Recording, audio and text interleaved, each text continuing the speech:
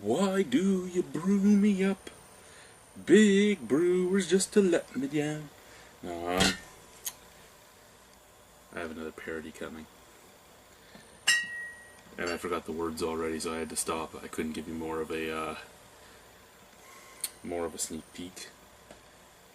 For those of you that don't know, I did make the I like big malts to I like big butts. And I have a couple other parodies on the way. I do. Anyway, this is Catherine Wheel, Belgian IPA at 7.2% alcohol by volume, from the Bellwoods Brewery in Toronto.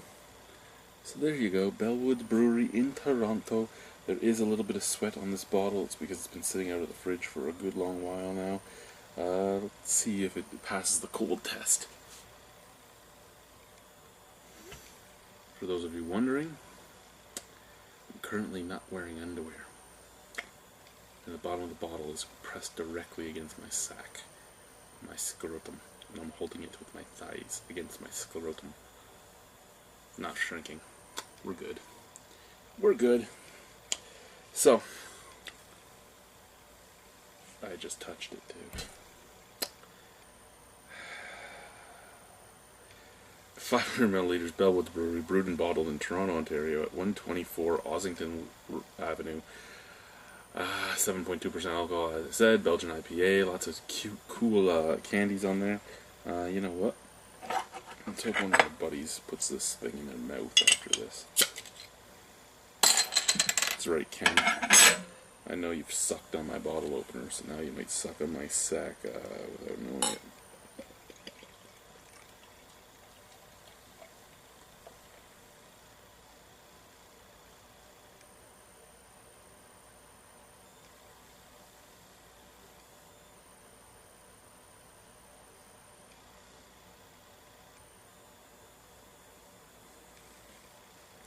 Okay, so I've had this beer now for about a month. It was brought over to me by the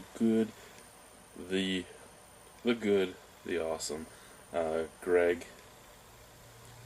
So there we go. Nice nice hearty gold color, maybe hitting like bronze. Nice slightly off-white head, opaque, hazy. I love it. Really not much of a snap, crackle, or pop on there, so that head might last for a while. Visual appeal is nice, especially in the Duvel tulip. Looks very good in the Duvel glass.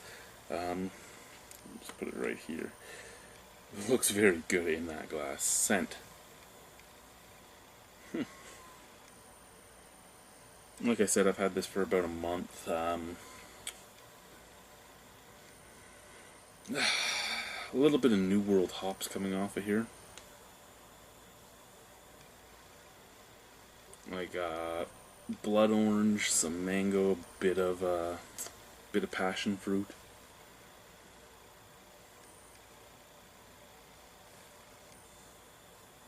And really, that's about it. As a Belgian IPA, I was expecting a little more sweetness to come forward on the nose.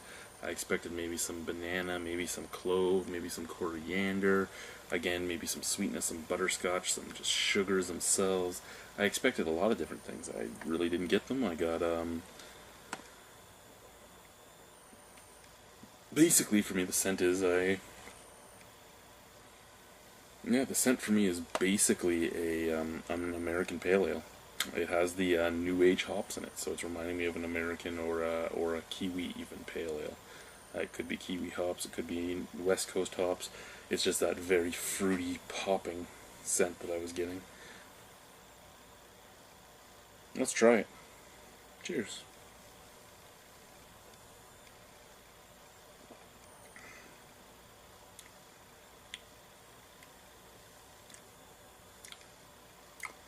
Okay.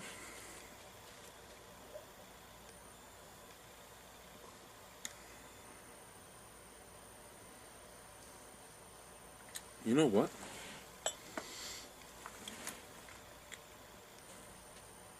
Probably, for me personally, one of the dullest beers I've had from Bellwoods. Not saying that that's bad. I mean, every once in a while you want a nice, dull, easy drinking beer. Especially a nice, dull, easy drinking beer at 7.2% alcohol. That being said, I think that I've had a Wizard Wolf, which is their one of their basically session ales. Really good beer. Really nice flavors on it. I've had their Grizzly beer, which is just basically a brown ale. Beautiful beer again as well. I've had so many of their beers that I've really, really enjoyed that were very complex. This one, nowhere near as complex as any of those. It's kind of bland and dead for me. I don't know if the month that I've had it has killed it. Shouldn't have killed it this much if it did. But really, it's not coming off as a Belgian pale ale. It's just coming off as a pale ale. Is that a bad thing? No. I mean, the Belgian could just be that the sugars upped the ABV for them and they used a Belgian strain of yeast. But if they used a Belgian strain of yeast, that would explain why I'm not really getting much yeast esters on the background at all, because there is a lingering hop bitterness that has just killed off the back of the palate when I was done drinking it.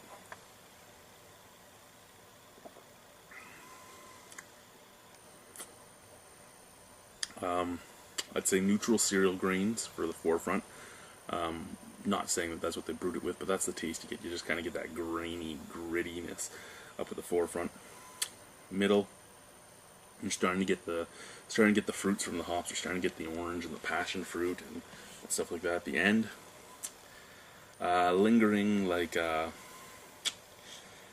pine resinous, well, piney resininess, and a bit of soda water, really.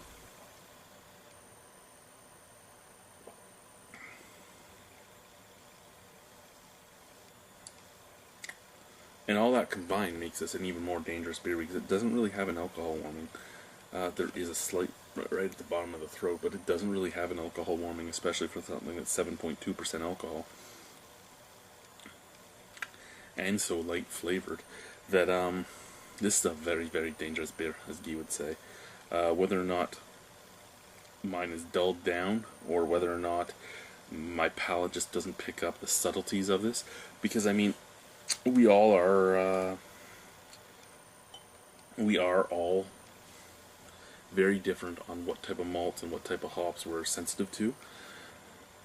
Oh, I have a burp waiting to come up and I just can't push it out. Oh, there we go. Now we can drink some more. But yeah, we all have different hops and malts that we have a different amount of sensitivity to, whether or not we're sensitive to it because we don't like it, or we're sensitive to it because we love it. But I mean, what's in this could be something that I'm basically neutral on, that I don't really pick up. It could be that. I don't think it is, but it could be, because I mean, it does have a good deal of flavor, even scent. Even the bottle, after it's been aired for so long, it still has a great amount of aroma coming out of it.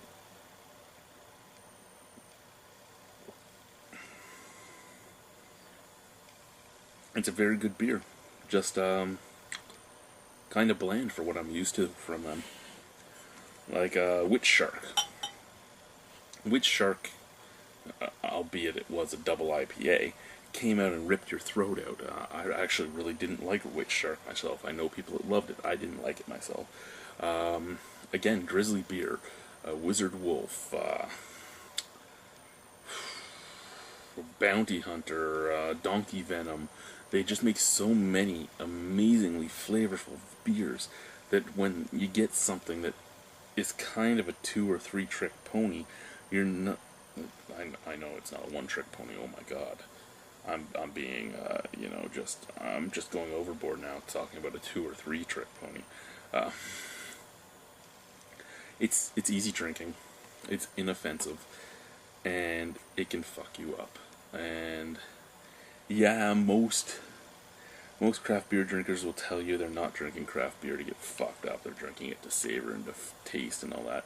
But what I'm saying is this 500 milliliter bottle can give you that buzz that some people are looking for. Or even if you're not looking for it, it can still give you that buzz that you might enjoy.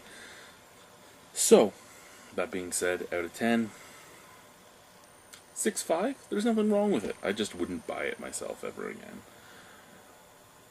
If I can get one last burp out, I'm going to do the chug.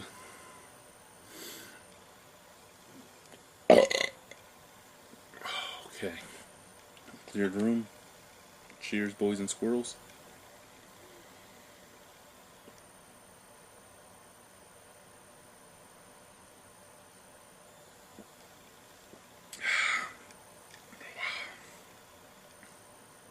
Bye.